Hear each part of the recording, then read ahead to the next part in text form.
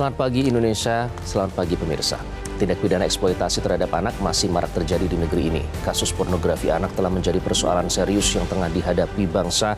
Bahkan Indonesia berada di fase darurat pornografi anak dalam 3 tahun terakhir. Berbagai pengungkapan aparat penegak hukum yang menunjukkan bahwa kompleksitas anak-anak kita masuk di dalam industri pornografi ini sudah sangat meluas, bahkan masuk lintas negara. Inilah editorial Media Indonesia edisi Senin 3 Juni 2024 dengan tema Cepat Lindungi Anak Kita. Bersama saya Iqbal Himawan. Anda juga bisa berpartisipasi dan berinteraksi melalui telepon interaktif di nomor 021-583-99-100. Dan pagi ini telah hadir bersama saya anggota Dewan Redaksi Media Group Abdul Kohar. Bung Kohar, selamat pagi. Selamat pagi, Pak. Kita mengawali pekan ini dengan keprihatinan ya. Iya, Cepat tentu saja lindungi karena anak kita. kalau tidak kita lakukan itu, maka kita tidak tahu nasib bangsa ini seperti apa. Karena anak-anak kita inilah yang akan menentukan persoalan bangsa ini ke depan. Sementara mereka semakin terjerat ya di dalam arus besar pornografi. Anak kita artinya ini semua terlibat dalam hal ini ya. Nah, sebelum kita membahas topik utama kita, ada beberapa berita utama yang menjadi headline dalam Harian Media Indonesia kali ini. Yang pertama, pemerintah jangan tebal telinga. Ini maksudnya tebal telinga tidak mendengarkan keluhan dari masyarakat atau apa, Bang Kohar? Ya, jadi kan ada 2 telinga itu. Penguasa itu harus punya banyak telinga, tetapi tidak boleh hanya memiliki 2 telinga. Yaitu apa? Tebal telinga dan tipis telinga. Tipis telinga itu anti kritik, tebal telinga itu tidak mau dikritik kan, tidak mau mendengar apa yang menjadi keluhan masyarakat. Nah, apa yang terkait dengan yang kita maksud dengan tebal telinga di headline ini adalah sekarang ini masyarakat terutama di kelas menengah sampai bawah itu sedang menghadapi himpitan kehidupan ekonomi akibat naiknya harga-harga. Dimulai dari awal tahun ini dengan naiknya harga pangan yang gejolaknya masih dirasakan sampai saat ini. Ditambah lagi dengan kenaikan beberapa tarif, beberapa yang bahkan sekarang ditambah lagi rencana ke depan yang boleh jadi ini akan mencekik leher mereka, terutama di kalangan kaum kelas menengah. Kalau kelas bawah katakanlah misalnya menghadapi situasi yang terkait dengan daya beli, kemudian turun daya belinya, di cover oleh bantuan sosial. Nah, kalau kelas menengah ini apa? Nggak ada. Selama ini fokusnya hanya ke bantuan sosial itu. Betul, ya? ini kelas bawah. Sementara kalau kelas atas kan memang sejauh ini tingkat kekuatannya masih sangat tinggi. Daya belinya masih sangat tinggi. Sementara yang kelas menengah ini yang menghadapi persoalan yang sangat pelik. Apalagi kalau sampai kemudian nanti bantuan sosial kelas bawah tidak ada, kelas menengah tidak mendapatkan insentif. Karena itu pemerintah harus menemukan solusi yang tepat. UKT, uang kuliah tunggal misalnya, yang tahun depan masih berpotensi untuk naik kan, karena peraturannya belum hanya dicabut. Hanya berlaku 1 tahun ya?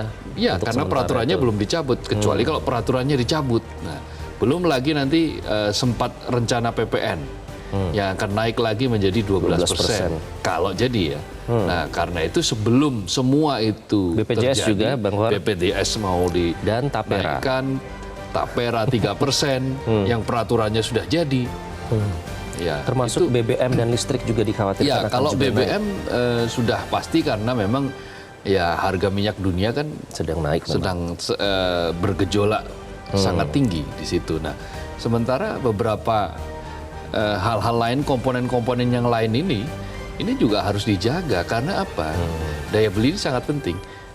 Pertumbuhan ekonomi kita itu ditopang lebih dari 50%. Itu ditopang dari konsumsi rumah tangga. Nah, konsumsi rumah tangga itu ya apa yang diharapkan dari konsumsi rumah tangga itu adalah kemampuan daya beli. Nah, kalau daya belinya terus-menerus tergerus, maka konsumsi rumah tangganya juga akan tergerus. Nah, kalau konsumsi rumah tangganya itu semakin goyah, sulit rasanya kita menghadapkan pertumbuhan ekonomi lebih dari 5%. Dan yang juga dikhawatirkan tergerus adalah kepercayaan masyarakat terhadap lembaga hukum kita. Bang Kohar, ini terkait dengan putusan MA yang terbaru ya. Meskipun memang masih dalam istilahnya KPU masih dalam harmonisasi dan juga ini kan diharapkan banyak yang menyatakan jangan langsung diterapkan begitu karena masih sudah tidak berlaku masuk tahap surut, kan? tidak berlaku surut. Jadi gimana memandangnya? Sebetulnya begini, kita tidak anti pada pemimpin muda, tidak anti dengan calon pemimpin muda. Tetapi yang paling kita ingatkan kepada para penyelenggara, para pengambil kebijakan, itu adalah caranya. Kita dorong pemimpin muda, kita dorong mereka-mereka yang bertalenta dan yang punya kekuatan untuk memimpin di Republik ini, tapi tempuhlah dengan cara yang benar. Kita tidak kekurangan itu ya sebenarnya, ya, kekurangan figur-figur itu, anak muda yang persoalannya ada yang dipaksakan, ada aturan-aturan yang hanya menguntungkan 1-2 orang. Itu yang tidak boleh kita lakukan, dan itu pula yang kemudian dikritisi dari putusan Mahkamah Agung yang mengubah poin usia calon kepala daerah, dalam hal ini gubernur, calon gubernur dan calon bupati, yang tadinya 30 tahun dan 25 tahun itu saat mendaftar, diubah oleh Mahkamah Agung menjadi saat dilantik. Padahal kan kalau bunyi undang-undangnya itu kan yang namanya proses pilkada itu kan saat mendaftar. Ketika dia diminta untuk mundur dari jabatannya juga saat mendaftar. Lalu kenapa bolanya di KPU dan Kaisang, Bang Kohar? Ya karena begini, KPU masih memiliki kekuatan untuk katakanlah mungkin dalam beberapa hal tidak mematuhi putusan ini karena putusan ini mungkin dianggap bertentangan dengan undang-undang yang lainnya. Dalam hal ini adalah undang-undang pemilu, pilkada. Undang-undang pilkada tahun 2016 itu menegaskan bahwa ya yang namanya proses pilkada itu dimulai sejak orang mendaftar. Karena itu kenapa usia itu diberlakukan sejak mendaftar? Ya karena memang disitulah prosesnya. Undang-undang bisa pakai itu atau bisa misalnya iya kalau katakanlah tidak mau menolak undang-undang yang perintah dari Mahkamah Agung, maka ya berlakukan ini surut, bukan diberlakukan untuk kali ini tapi diberlakukan untuk 5 tahun yang akan datang. Adalah undang-undang ini. Termasuk kalau soal Kaisang ya? Betul, karena ini waktunya sangat mepet. Proses pelaksanaan pilkada ini sudah dimulai. Sudah masuk tahapan. Betul, tahapannya sudah pendaftaran. mulai, pendaftaran juga sudah dibuka di beberapa partai politik, sekarang sudah mulai menggodok calon-calonnya. Jadi dengan cara seperti itu, maka ya kita akan lebih bisa melalui demokrasi ini secara bermartabat. Oke, dan ini juga yang ditunggu publik karena trauma publik itu masih ada sejak putusan MK yang menimbulkan kontroversi sampai sekarang masih belum selesai perdebatan itu. Dan juga nanti kita lihat Bang Kohar apa yang akan dilakukan ya. Kemudian terkait dengan itu kan semua politik praktis demi melanggengkan kekuasaan yang dikhawatirkan. Nah, tapi jangan sampai ini menepikan darurat pornografi anak. Ini maksudnya apa? Apakah nanti tidak sudah saatnya diprioritaskan? Begini, undang-undang tentang tindak pidana kekerasan seksual, Undang-Undang Nomor 12 tahun 2022 itu mengamanatkan bahwa peraturan-peraturan teknis dari undang-undang itu sudah harus ada 2 tahun setelah undang-undang itu diundangkan. Itu artinya pada 9 Mei 2024 kemarin, sebulan yang lalu atau hampir sebulan yang lalu, itu mestinya peraturan sudah beres. Sudah lewat berarti ini ya, deadline sudah berlalu. Tetapi faktanya sampai hari ini peraturan-peraturan turunan, peraturan-peraturan teknis, petunjuk teknis bagaimana kita bisa melaksanakan undang-undang itu masih banyak yang belum lahir, masih terlalu lambat. Nah, itulah yang menyebabkan mengapa kasus pornografi anak ini yang memang ternyata sekarang sudah merambah bahkan ke lintas negara itu menjadi kita sebut sebagai darurat. Karena persoalannya aturan-aturan detail teknis meskipun undang-undangnya sudah ada, tetapi detail teknisnya masih lambat. Seperti tadi perlindungan anak dari ranah daring misalnya, itu kan juga baru rame setelah ada kasus gitu kan, ditemukannya kasus, polisi menangkap pelaku yang sudah menjerat melalui media online. Nah itu kan hanya puncak gunung esnya. Nah yang di bawahnya bagaimana ini? Nah karena itu cepat lakukan produksi aturan-aturan ini. Ini, Aturan-aturan turunan teknis dari Undang-Undang 12 tahun 2022. Karena keseriusan dari kementerian lembaga juga dipertanyakan, dinyatakan bahwa pada saat rapat atau diskusi hanya 30% yang hadir, Bang. Iya, artinya dan ini dianggap sebagai persoalan yang tidak menarik. Misalnya ketika di rapat di DPR, ketika membahas soal ini dari sekian banyak anggota yang hadir 30%. Nah, ini kan menunjukkan keseriusan. Kita ini tidak menganggap atau beberapa elit di Republik ini belum menganggap bahwa ini sebagai tindakan darurat, bahwa ini adalah sebagai peristiwa darurat. Karena itu, maka kita semua mengharapkan agar cara pandang ini harus diubah.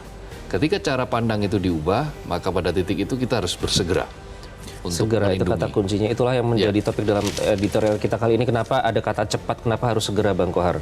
Ya, karena memang situasinya sudah sangat mengkhawatirkan. Data Kominfo mengatakan lebih dari 9.200 dalam rentang waktu 8 tahun terakhir ini. Dalam waktu tahun 2023 saja, dalam 1 tahun, itu ditemukan 400-an lebih kasus pornografi anak. Anak sebagai subjek, anak kemudian sebagai katakanlah pihak-pihak yang kemudian diiming-imingi sesuatu untuk mau menjadi pengisi pelaku konten gitu. Kemudian ada yang terpapar. Nah, dan mengerikannya ini paparan pornografi ini tidak hanya mereka yang usianya tingkat SMP atau SD katakanlah, bahkan di level di bawahnya sudah ada yang terpapar seperti itu. Nah, itulah yang menyebabkan kita sebut cepat lindungi. Kalau tidak dilindungi, kita akan menghadapi pada situasi yang sangat berbahaya. Oke. Apalagi kalau sampai nanti sudah pada tahap edik, waduh luar biasa. Iya, kriminolog bilang ini tuh perilaku menyimpang, jangan sampai nanti telat untuk mencegahnya, ya. Betul. Dan itulah yang menjadi topik dalam editorial Media Indonesia kali ini, pemirsa. Cepat lindungi anak kita. Selamat menyaksikan.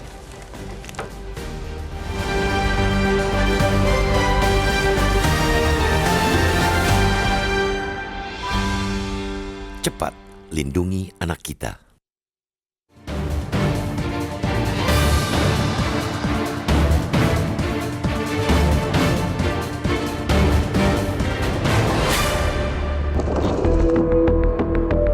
Tindak pidana eksploitasi terhadap anak masih marak terjadi di negeri ini.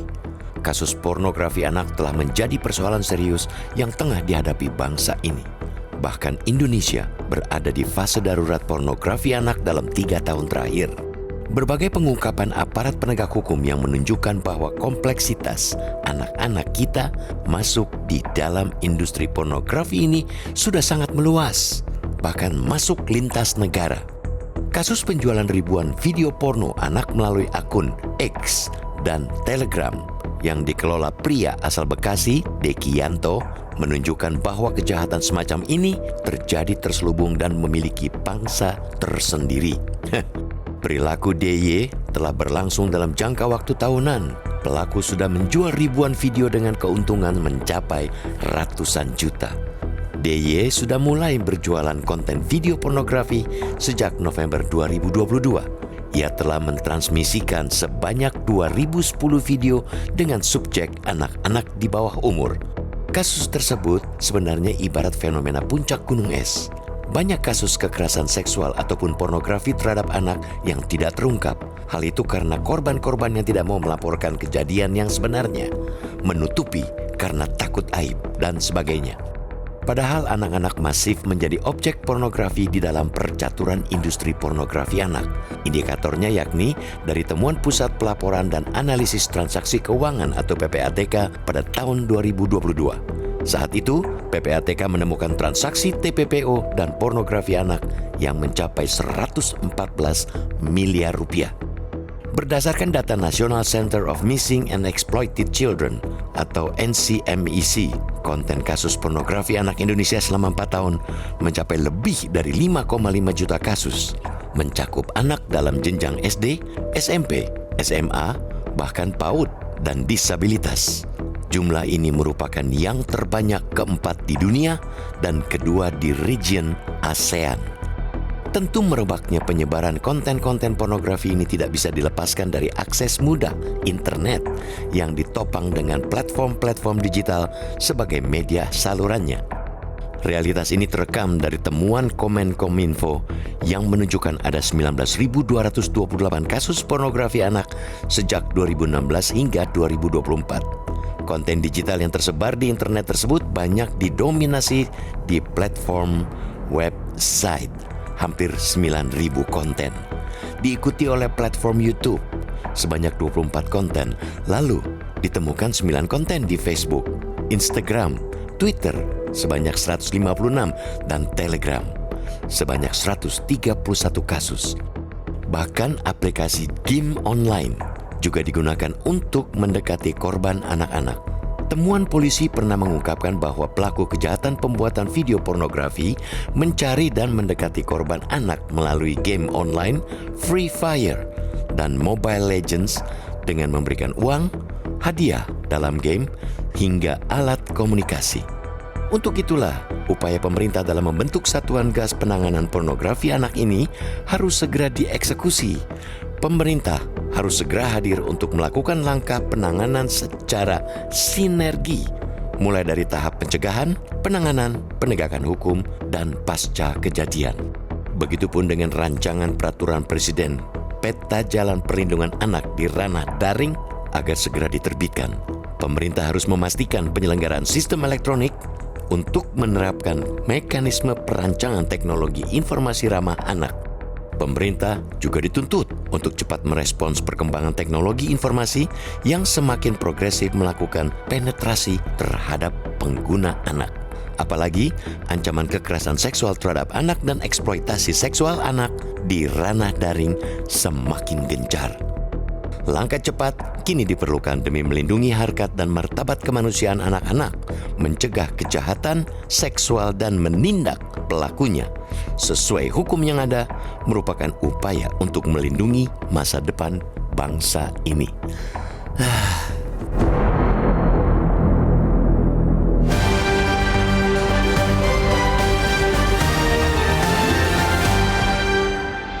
Cepat lindungi anak kita, itu yang menjadi topik dalam editorial Media Indonesia kali ini. Nanti kami undang Anda untuk berpartisipasi melalui telepon interaktif di 0215839900. Kami akan kembali usai jeda, tetaplah bersama kami.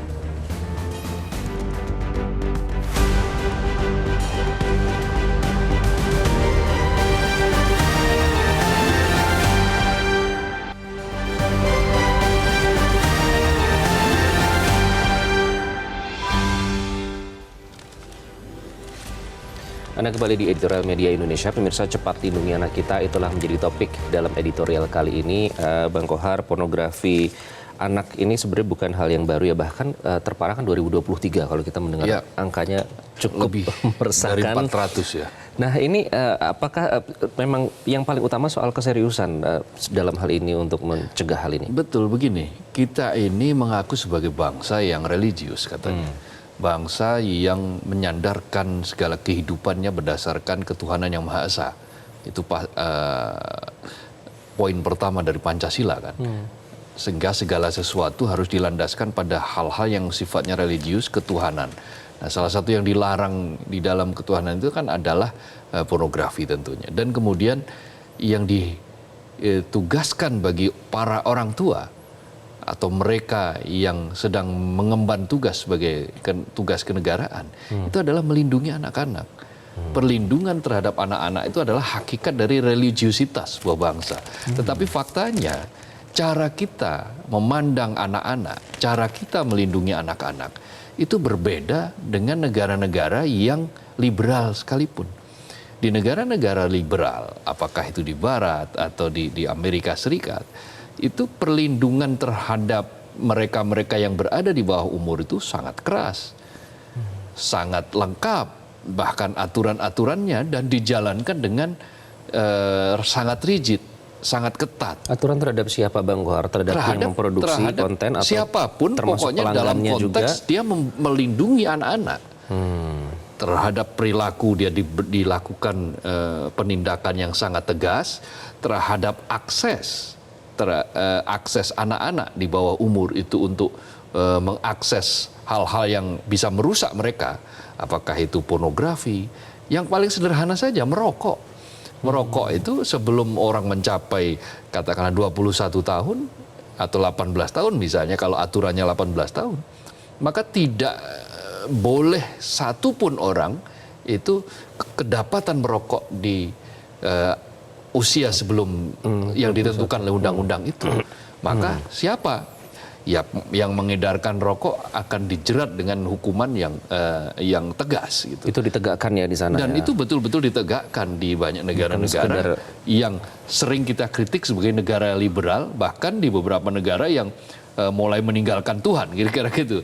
Jadi ini adalah situasi paradoks, situasi kontradiktif, di mana negara yang sangat liberal itu sangat aware, sangat peduli terhadap anak-anak dan melindungi anak-anak, tidak hanya perangkat aturannya yang sudah jelas, sistemnya juga sudah jelas, tetapi juga perlindungan dalam bentuk aksi, membatasi akses apapun yang belum mencapai usia, siapapun yang belum mencapai usia maka dia berhak untuk mendapatkan perlindungan, dan siapapun yang berani untuk menerobos aturan itu, ya dia harus siap-siap mendapatkan sanksi yang tegas. Nah di kita, dengan yang tadi saya katakan, maaf, yang selalu mengatakan bahwa kita ini adalah bangsa yang religius, bangsa yang betul-betul memperhatikan menjunjung tinggi adat prinsip-prinsip ketimuran. Betul, tetapi faktanya kita tidak memberikan perlindungan yang memadai kepada anak-anak.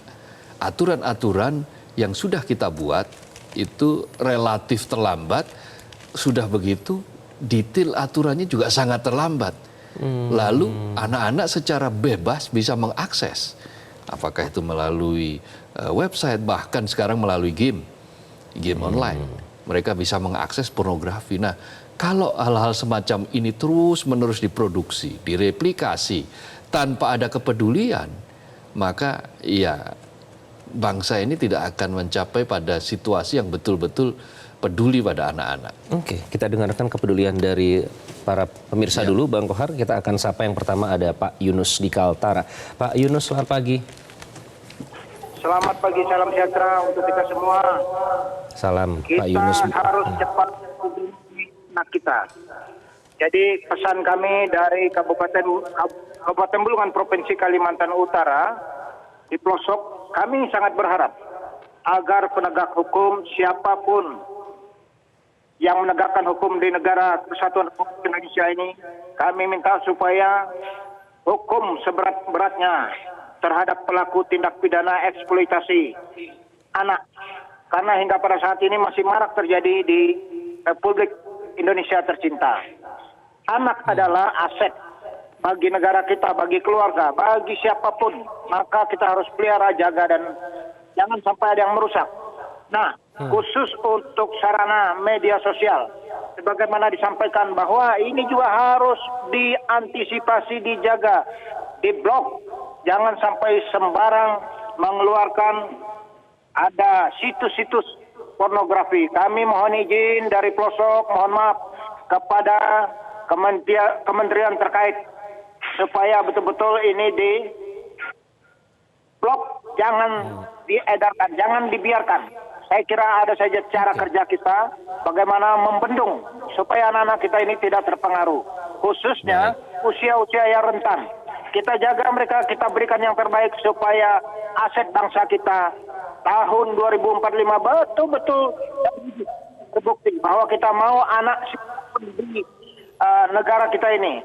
Kita tidak melihat suku, agama, warna kulit, asal budaya, dari mana saja kita ini Indonesia, kita harus jaga aset kita biarlah mereka boleh menjadi anak yang sukses untuk masa depan. Dan saya bersyukur diberi kesempatan karena kebetulan hari ini saya ulang tahun. Baik, hari ini saya Yunus. ulang tahun yang ke-56. Tuhan berkati kita semua, anak-anak terkasih kita. Haleluya, amin. Baik, terima kasih Pak Yunus dan selamat ulang tahun. Selanjutnya kita ke Pak Edward di Bengkulu. Pak Edward, selamat pagi. Selamat pagi, Metro TV. Bagaimana, seberapa khawatir Pak Anda dengan peredaran pornografi anak, Pak? Dengan kejadian apa yang terungkap sekarang, kita sangat prihatin sebagai bangsa ini. Padahal kita berharap ini adalah generasi milenial, di mana anak-anak merupakan aset bangsa untuk menuju Indonesia lebih jaya masa depan. Jadi ada hal seperti yang disampaikan oleh Bang Kohar tadi, pencegahan, penindakan. Saya ingin pencegahan yang harus diutamakan. Ini peran orang tua sangat penting dalam mengawasi anak-anak. Kita tidak bisa menghambat kemajuan teknologi dengan adanya sistem digital sekarang. Ya inilah fungsi orang keluarga. Yang itu yang pernah. Dalam keluarga mereka harus disiplin. Orang tua harus sering mengontrol. Kalau ada anaknya memakai konten-konten yang nggak benar di handphonenya. Yang kedua, di sekolah tolong tegakkan, betul-betul ditekankan kalau perlu diperbanyak pendidikan agama dan pendidikan akhlak. Ini yang penting. Mereka kalau sudah mengenal, diberi dasar akhlak dan agama yang baik, mudah-mudahan sedikit meminimalisir tindakan-tindakan yang di luar. Sudah itu masyarakat lingkungan. Nah ini masyarakat lingkungan ini hendaknya saling memperhatikan. Kita kan bangsa yang guyup, bangsa yang gotong royong. Itu kena. Soal penindakan kita setuju supaya segera diambil tindakan yang tegas. Ini aset bangsa yang akan menjadikan bangsa ini menjadi bangsa besar. Nanti mereka lah. Kalau mereka rusak akhlaknya, rusak moralnya, dengan seperti yang tergambar sekali, ada sekian ratus ribu yang sudah terjadi di Indonesia sejak tahun 2016. Ini betul-betul memprihatinkan. Mudah-mudahan seluruh bangsa ini, seluruh orang tua memikirkan anak-anaknya untuk lebih baik. Dengan mendidiknya di rumah, dengan mengawasinya di rumah dengan baik. Ini tanggung jawab orang tua yang pertama, tanggung jawab keluarga yang pertama, dan tanggung jawab pemerintah yang terakhir. Pemerintah harus membuat peraturan yang betul-betul tegas, yang menindak semua kejahatan-kejahatan ini. Dan kita minta Menko juga membatasi konten-konten yang begini dengan selalu memonitor di media sosial. Terima kasih. Terima kasih Pak Edward dari Bengkulu. Kemudian ada Bu Ong Mehwa dari Pejaten. Bu Ong, selamat pagi. Selamat pagi Bang Iqbal, selamat pagi Mas Kohar. Assalamualaikum warahmatullahi wabarakatuh. Waalaikumsalam warahmatullahi wabarakatuh. Bagaimana Bu Ong, apakah Anda prihatin dengan fenomena maraknya pornografi anak ini? Iya, tentu. Saya seorang ibu, seorang eyang yang sudah umur 76. Dengan kondisi yang makin hari anak-anak kita menjadi korban. Yang dibunuh, yang dibully, ya, itu kata Bapak seperti ayam. Saatnya pemerintah itu mengawasi, apalagi KPHI, bagaimana Kominfo agar memblokir atau menghapus konten-konten porno, konten-konten game. Jadi tidak membuat anak ini mempunyai imajinasi yang luar biasa. Satu lagi, di mana seorang ibu harusnya mengawasi putra-putrinya. Kok sampai anak tidak diawasi, kemana dia perginya, kemana dia bergaulnya. Itu penting, Mas Iqbal. Karena tidak semuanya anak itu diliarkan. Kalau Bapak mempunyai maghrib, kalau maghrib anak itu harus sudah pulang. Seperti ayam aja. Ayam tuh kalau maghrib akan nyangkar. Jadi anak jangan dibiarkan keliaran. Ini enggak. Anak dikasih handphone, dikasih Gojek, lalu mereka melihat, menonton pornografi dan sebagainya. Akibatnya apa, Mas Iqbal? Nah inilah kejahatan. Belum eksploitasi anak. Anak dijual. Anak dicarikan pekerjaan. Tahu-tahu dijualkan untuk kepuasan seks. Inilah saatnya pemerintah prihatin, Mas Iqbal. Jadi jangan sampai anak-anak kita menjadi korban kekerasan, menjadi prihatin, tapi harus diikuti langkah konkret ya Bu ya. Iya. Jadi harus bagaimana pemerintah itu mengawasi lebih-lebih Kominfo. Sudah kalau memang pornografi tutup saja. Gitu aja. Assalamualaikum warahmatullahi wabarakatuh. Waalaikumsalam warahmatullahi wabarakatuh. Ya itulah tadi pendapat beberapa penelpon. Bang Kohar, jadi intinya sama ya, mereka menuntut ada langkah yang lebih konkret dari pemerintah soal memonitor. Itu kan sebenarnya sudah dilakukan, artinya jauh dari cukup, Bang Kohar? Iya, sangat tidak cukup. Maka harus ada spirit kolaboratif. Spirit kolaboratif maksudnya begini, jangan hanya menyerahkan itu kepada tangan-tangan negara, tangan-tangan pemerintah, yang memang jangkauannya pasti terbatas. Seperti kalau kita melihat misalnya situs judi online, itu kan juga diblokir hari ini besok akan bermunculan Muncul lagi.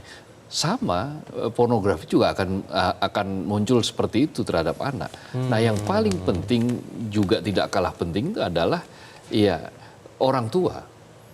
Mereka-mereka yang atau saudara atau siapapun yang berada di dalam lingkungan keluarga itu memberikan pencegahan yang cukup gitu.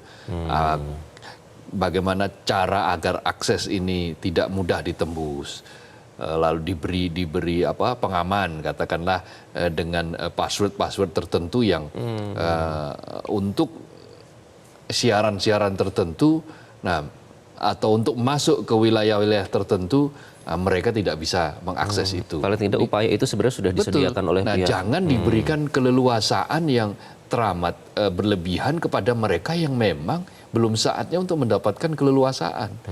Nah, mengapa ini perlu dilindungi? Karena ini aset masa depan, seperti yang tadi dikatakan. Kita bercita-cita menjadikan negara ini menjadi punya Indonesia emas, nanti generasi emas di tahun 2045.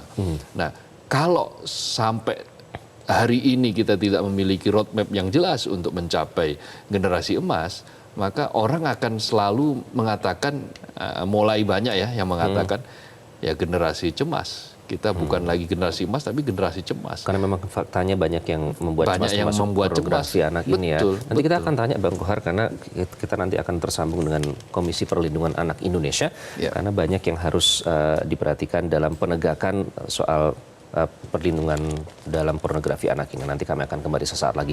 Tetaplah bersama kami di Editorial Media Indonesia.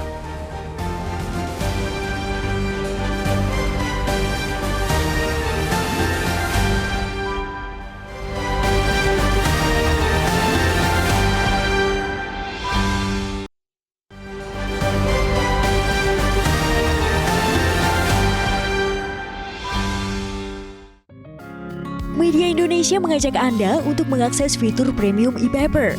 Dengan sajian konten berbasis intelektual dan meneguhkan kebangsaan, Media Indonesia tampil dengan lebih dinamis melalui e-paper Media Indonesia yang dapat Anda akses kapan saja, di mana saja. Caranya mudah, download aplikasi Media Indonesia di Android atau ketik link epaper.mediaindonesia.com atau bisa scan QR code pada layar kaca Anda. Klik tab e-paper di bagian samping layar tablet Anda. Daftarkan data diri, serta pilih paket berlangganan e-paper Media Indonesia sesuai dengan kebutuhan Anda. Nikmati juga bonus spesial tambahan 4 halaman rubrik fokus setiap hari. Semua bisa Anda dapatkan hanya di e-paper Media Indonesia. Untuk informasi lebih lanjut, hubungi customer service di nomor 0811 1201 2018 atau kunjungi media sosial @Media Indonesia. Media Indonesia, referensi bangsa. Anda kembali di Editorial Media Indonesia, pemirsa, dan untuk membahas topik kita pada pagi hari ini, kita langsung terhubung melalui sambungan telepon dengan Ketua Komisi Perlindungan Anak Indonesia atau KPAI, Ai Mariati Solihah. Bu Ai, selamat pagi, apa kabar? Selamat pagi, baik. Ya, baik, Bang. Iya. Bu Ai, tadi saya mendengarkan ya dalam konferensi pers Anda menyatakan bahwa kasus yang ada kemarin yang baru saja tertangkap itu hanya menyingkap bagian luar dari kasus tersebut. Maksudnya apa ini Bu Ai? Hanya bagian luarnya saja? Ya, kita harus melihat kompleksitas ya kasus pornografi yang menyasar anak. Karena bisa kita bayangkan bahwa mereka adalah talentnya, mereka adalah pemerannya, mereka juga yang menontonnya gitu. Mereka juga yang kemudian dilibatkan. Nah, ini yang saya bilang polisi baru meringkus 1 orang yang memiliki kurang lebih 10 akun, lalu membuat mekanisme grup-grup WhatsApp group gitu ya, dan bahkan dibuatkan dari berbasis medsos juga grupnya untuk mentransmisikan konten ini. Bahkan ditemukan sampai 395 akun aktif yang menjadi pelanggan. Ini tentu mencemaskan ya. Kita semua sepakat generasi emas ini tidak boleh tanpa menikmati, mengetahui, menguasai teknologi dan percepatan informasi ini. Tetapi kalau kita lihat publiknya kemudian menjadi badai yang sedemikian besar menyasar pada anak-anak kita, ini tentu menjadi otokritik yang berkelanjutan. sampai detik ini kami lakukan koordinasi sudah anak-anak ditemukan. Bagaimana kita akan menjangkau anak-anak ini, memberikan pemulihan rehabilitasi dan lain sebagainya. Ini masih terus dalam kerangka koordinasi aktif kami. Ini yang saya bilang bahwa masih bagian kecil mungkin ya gitu ya yang kita temukan ketika berbicara perlindungan anak-anak yang masuk di dalam. Bu Ai, ini kan tidak terbendung ya, untuk penggunaan teknologi itu tentu dibutuhkan. Tapi di sisi lain juga dengan derasnya pornografi seperti ini, dengan iming-iming yang diberikan. Nah, bagaimana cara melindungi anak-anak dari itu? Ya, ini kan kerja besar ya, bahwa kita mengetahui sistem elektronik ini juga sedang jor-joran gitu kita kembangkan, betul, di dalamnya ada efektivitas, indikator kemajuan sebuah bangsa. Tetapi mari kita juga secara objektif bahwa produknya, layanannya, fitur daringnya gitu ya, yang kemudian diakses oleh anak, apakah ini juga diberikan perlindungan? Kan itu yang sedang kami sampaikan kepada pemerintah. Bahkan kalau kita boleh bagi dua, ada yang dimonetisasi, ada keuntungan-keuntungan kok dari kita berselancar di dunia sistem elektronik itu gitu. Ada yang tidak, karena itu memang basisnya informasi, basisnya hanya sebatas hubungan komunikasi gitu. Nah, tentu ketika ini sudah dibuka basisnya usia, kan ada anak-anak yang juga boleh sudah bisa gitu ya masuk di dalam situasi atau sistem elektronik itu. Makanya kami memberi masukan aktif ya terhadap salah satu rancangan peraturan pemerintah tata kelola perlindungan anak dalam penyelenggaraan sistem elektronik, kita menyebutnya PAPT gitu ya. Ini untuk menunjukkan bahwa KPAI sejauh ini menyampaikan fakta-fakta yang tidak terbantah, bahkan terkonfirmasi di ranah hukum.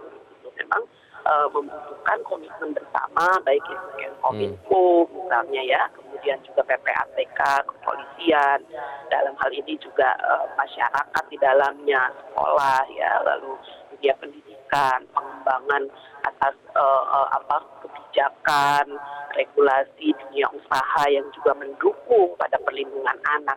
Nah, ini yang masih ya kelihatannya jomplang gitu, bahwa misalnya percepatan atas layanan ya, atas fitur-fitur ya, mohon maaf kalau masuk dalam industri game ini juga belum menunjukkan komitmen perlindungan ini secara optimal. Oke, artinya bentuk keseriusan apa nih, terutama dalam jangka pendek yang harus segera dilakukan, karena ini kan sudah urgent, sudah mendesak, yang harus ditunjukkan untuk terkait dengan pornografi anak ini? Ya, pertama kita sudah punya perangkat ya, baik itu aturan hukumnya atau regulasi.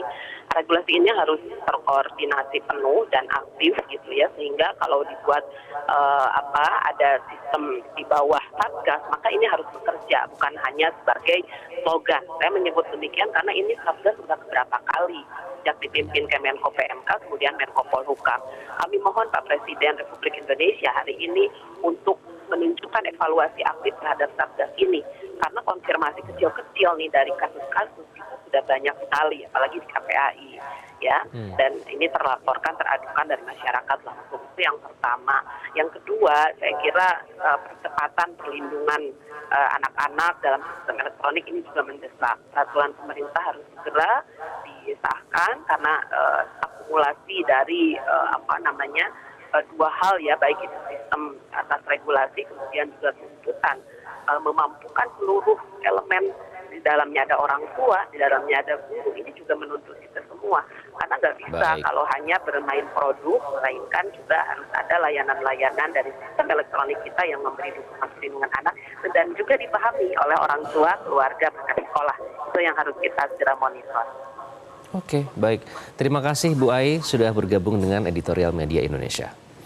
Bang Kohar, jadi ternyata tadi menarik ya, jangan, selama ini kan memang komitmen itu sebenarnya sudah cukup disuarakan, melindungi anak dari pornografi, tapi jangan sampai cuma berakhir hanya slogan semata begitu. Iya kan begini, ada sebuah sajak yang sangat bagus dari almarhum Rendra itu yang sering sekali saya sampaikan di forum ini. Perjuangan itu pelaksanaan kata-kata. Jadi selama kita baru berkata-kata, itu namanya kita belum bisa disebut pejuang. Belum disebut orang yang sedang berjuang. Karena itu komitmen itu lebih harus selaras antara kata-kata dan tindakan. Betul bahwa parlemen kita berkata-kata. Ya. Memang tugasnya adalah berbicara. Parle itu kan berbicara. Tetapi ketika dia sudah dieksekusi menjadi sebuah proses ya, proses yang sudah bergumul panjang, maka ya dia harus cepat. Eksekusinya harus cepat. Nah, siapa yang bertugas di situ? Ada yang namanya eksekutif. Nah, eksekutif ini untuk menunjukkan komitmen itu tidak cukup hanya dengan mengatakan kami sudah melakukan A, kami sudah melakukan B. Tetapi mana? Mana bentuknya, mana hasilnya, bagaimana evaluasinya, monitoringnya seperti apa, itu semua harus jelas tolok ukurnya. Selama itu belum menjadi kenyataan, fakta di lapangan kita selalu menemukan fenomena gunung es, puncak gunung es dari sebuah peristiwa di banyak tempat, khususnya yang terkait dengan pornografi anak, ya kita belum bisa mengatakan bahwa negara telah sukses melindungi anak-anak. Sebuah contoh negara yang sukses ya tentu negara yang bisa menerapkan sistem, sistemnya sudah ada, perangkat aturannya sudah lengkap, tetapi eksekusinya juga benar. Tetapi sistemnya ada, perangkatnya lengkap, tapi kalau eksekusinya tidak pernah dijalankan, yaitu hanya kata-kata. Atau kalau sekarang namanya omon-omon kan, orang mengatakan seperti itu. Bang Kohar, artinya peran dari Satgas, tadi juga diingatkan oleh KPAI juga penting dan harus dievaluasi. Satgas Perlindungan Perempuan dan Anak. Iya, begini. Yang paling utama sekarang harus segera diwujudkan itu adalah perangkat aturan. Karena kita sudah telat. Undang-undangnya sudah ada dari 2022 dan pasal di dalam undang-undang itu mengamanatkan bahwa detail teknis aturan itu harus sudah ada 9 Mei 2024. Tenggatnya itu. Sekarang kita sudah bulan Juni 2024. Artinya tenggat sudah terlewati kan. Nah, kita menuntut ini bagaimana pemerintah ini harus segera memproduksi ini. Supaya apa? Supaya aksinya bisa lebih cepat lagi. Karena kita khawatir kalau ini tidak segera dibikinkan aturan-aturan, perangkat aturan-aturan detailnya yang secara lengkap, secara jelas, maka akan semakin banyak yang terpapar dengan pornografi ini. Ingat loh, jumlah anak di bawah umur di Indonesia itu 80 juta lebih. 80 juta lebih dari 280 juta rakyat Indonesia. Dan itu adalah aset yang luar biasa. Bayangkan kalau mereka itu imajinasinya, otaknya, fokusnya itu dirusak oleh pornografi, maka bahaya ke depan akan sangat luar biasa. Jangan-jangan kita akan lebih susah untuk mengejar skor PISA misalnya bagi anak-anak kita yang sebagai tolok ukur tingkat kecerdasan, tingkat literasi, tingkat kemampuan mereka memecahkan persoalan, tingkat fokus mereka akan semakin buyar kalau semakin banyak anak yang terpapar dengan pornografi. Nah, dengan hal-hal semacam itu, ya kita akan sulit untuk berharap Indonesia emas kalau kita tidak melakukan berbagai kerja cepat melindungi anak kita saat ini. Menarik soal itu Bang Kohar, karena juga banyak analisis menyatakan bahwa pornografi itu berpengaruh tidak hanya terhadap fisik tapi juga mental dan juga kemampuan otak berpikir begitu ya. Bagaimana kalau itu tidak segera dicegah? Nanti kami akan kembali dengan kesimpulan. Tetaplah bersama kami di Editorial Media Indonesia.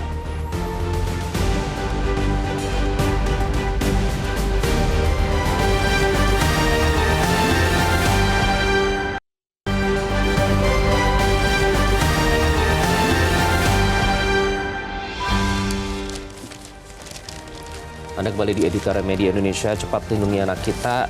Kata cepat di sini Bang Kohar, ini yang diperlukan untuk melindungi harkat dan martabat kemanusiaan dari anak-anak, artinya terus digodok soal peraturan. Jadi dalam jangka pendek yang harus segera, paling urgent, paling mendesak apa? Ya, segera wujudkan aturannya, lengkapi aturan yang sudah ada. Itu yang kemarin telat 9 Mei mestinya harus ada, itu harus segera diwujudkan itu. Dan yang kedua, peran-peran dari apakah itu Satgas, atau komisioner atau apapun lembaga yang dimiliki oleh pemerintah yang punya dana, punya biaya untuk melakukan itu, ya lakukan segera. Memblokir tetap harus dilakukan konten-konten porno yang membahayakan untuk anak, tetapi jangan lupa itu saja tidak cukup.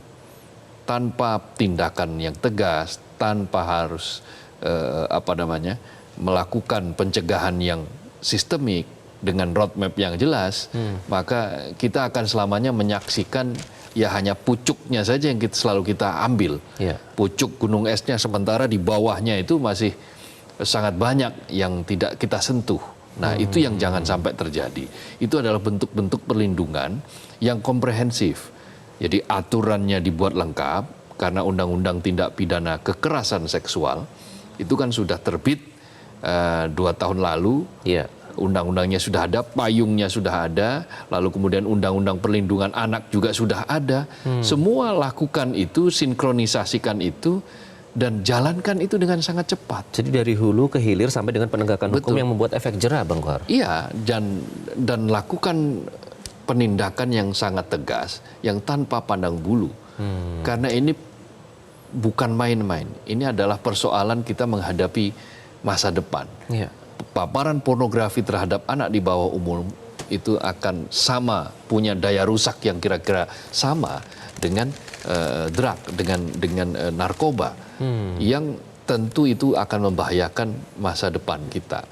Kalau mereka yang sudah di dewasa itu kan dianggap sudah mampu berpikir, sudah mampu menyaring, sudah mampu membedakan hal-hal yang menjadi prioritas dan mana yang tidak. Nah, kalau sampai yang dipapar terus-menerus adalah anak di bawah umur, maka mereka akan menjadi peniru, mereka akan edik, mereka akan melakukan kejahatan, kriminalitas atas dasar tontonan yang mereka lihat. Nah, kalau sampai itu terjadi, tingkat kriminal naik, kualitas bangsa ini justru akan semakin turun. Ya, kita selama ini kan kita ditargetkan lah untuk mencapai skor PISA yang kira-kira mendekati negara-negara maju. Oke, Tetapi baik. itu akan semakin sulit tercapai apabila roadmap kita untuk melindungi anak tidak jelas. Baik. Terima kasih Bang Kohar, kita nantikan langkah cepat yang dilakukan untuk melindungi generasi bangsa ini. Ya. Dan pemirsa, pemerintah kini dituntut untuk cepat merespon perkembangan teknologi informasi yang semakin progresif, melakukan penetrasi terhadap pengguna anak, apalagi ancaman kekerasan seksual terhadap anak dan eksploitasi seksual anak di ranah daring semakin gencar. Langkah cepat kini diperlukan demi melindungi harkat dan martabat kemanusiaan anak-anak, mencegah kejahatan seksual dan menindak pelakunya sesuai hukum yang ada merupakan upaya untuk melindungi masa depan bangsa. Terima kasih Anda sudah menyaksikan Editorial Media Indonesia. Saya Iqbal Himawan, selalu jaga kesehatan Anda. Sampai jumpa.